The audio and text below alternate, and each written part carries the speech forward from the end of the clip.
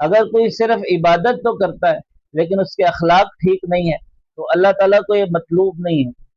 اگر کوئی عبادت تو کرتا ہے لیکن اس کی معاشرت ٹھیک نہیں ہے، گھر والوں سے اس کا رویہ ٹھیک نہیں ہے، محلے والوں سے اس کا سلوک نہیں کرتا، رشتہ داروں سے صلہ رحمی نہیں کرتا، تو اس کی عبادت اس کے کام نہیں آئے گی، کیونکہ اللہ تعالیٰ نے پورے دین پہ عمل کرنے کا حکم دیا ہے.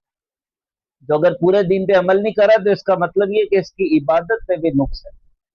اگر عبادت تو کر رہا ہے لیکن اس کے معاملات ٹھیک نہیں ہے، خرید و فروخت میں ڈنڈی مارتا ہے، ناپ تول میں کمی کرتا ہے، جھوٹ بول کے سودا بیچتا ہے، دھوکہ دیتا ہے،